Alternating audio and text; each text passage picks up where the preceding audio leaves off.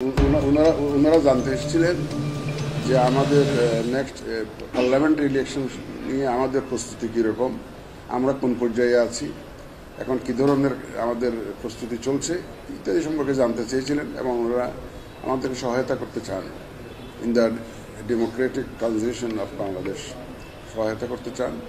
তারপর ফরেন অবজারভারের বিষয়ে ওনারা জানতে চেয়েছেন। আমরা আমাদের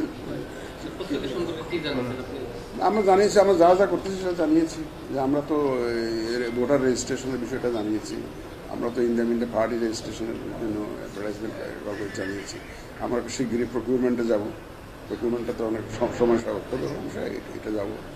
তো এই কাজগুলো যেগুলো সময় সাপেক্ষ বিষয় যেগুলো আছে ওগুলো 5-6 মাস 7 মাস সময় লাগে, তো সেগুলা বলছি যে আমরা এগুলো খুব শুরু করতেছি আগে।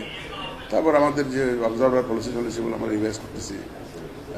ফরেনটা বোধহয় রিভাইজ করা লাগবে না, আমার ডোমেস্টিক পলিসিটা একটু রিভাইজ করতে হবে। তারপর আমরা সময় মতো ওই অবজারভার নিয়োগের প্রক্রিয়াটাও আমরা শুরু করবো। ওই যে অ্যাপ্লিকেশন ইনভাইট করা অবজারভার নিয়োগের জন্য সেটা আমরা করবো, যথাসময় করবো আর কি।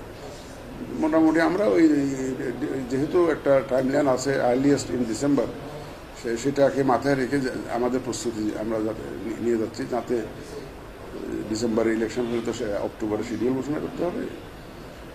তো আমরা যাতে ওই টাইম লাইনটা ধরি সেইভাবে প্রস্তুতি নিচ্ছি, এটা আমি তাদেরকে বুঝিয়েছি, তারা খুব অ্যাপ্রিসিয়েট করেছে, তারা আমাদেরকে হেল্প করতে চান এবং আমাদের নেক্সট ইলেকশনে তাদের কী ধরনের সাহায্য সহযোগিতা আমরা নিতে পারি সেটা জানতে চেয়েছেন। আমরা বলেছি কীভাবে সাহায্য করতে পারি। আমরা নর্মালি বলেছি যে দেখেন আপনারা তো ধরেন যে এখানে ইলেকশন এজেন্টসগুলো আছে, একটা ধরেন একটা ক্যান্ডিডেটের যখন এজেন্ট থাকে ও ইলেকশন কন্ডাক্ট রুলস জানে না, কীভাবে ইলেকশন পরিচালনা করতে হয়, কী কী নিয়ম নীতি আমরা জানে না। একটা পার্টির কর্মী বা একজন ক্যান্ডিডেটের পরিচিত বা কর্মী তাকে এজেন্ট হিসেবে নিয়োগ করে দিল, সে আইন কানুন কিছু জানে, তাদের যদি একটা ট্রেনিংয়ের একটা ব্যবস্থা করতে পারতাম, তাই এই কথাটা বলেছি। আর আপনারা যারা অবজারভার আসবে, এখন এই বাংলাদেশ সম্পর্কে জানে না, তাকে অবজারভার হিসেবে আপনারা নিয়ে আসলেন, কেউ একজন নিয়ে আসলো, নিয়ে আসার পরে সে আমাদের ইলেকশন সিস্টেম সম্পর্কে জানে না, আমাদের আইন কানুন সম্পর্কে জানে না, আমাদের বাস্তবতা সম্পর্কে জানে না, তাহলে তখন তো তাদের রিপোর্টিংটা প্রপার হবে না।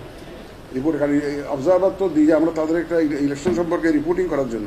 তো রিপোর্ট যদি তাদের যে আইন কানুন নিয়ম কানুন সম্বন্ধে যদি ধারণা না থাকে, তো আমরা তাদেরকে অনুরোধ করেছি প্রি পুলিং একটা ট্রেনিং, পুলিং ডেতে কী কাজকর্ম করা যায়, অবজারভারের দায়িত্ব কী সে সম্পর্কে ট্রেনিং, তারপর পোস্ট পোল যে ভোটের পরে দিয়ে তাদের কী ধরনের দায়িত্ব থাকতে পারে ইত্যাদি সম্পর্কে তাদেরকে একটা ট্রেনিংয়ের ব্যবস্থা করার জন্য বলেছি, যে তারা বলছে যে তারা করবে।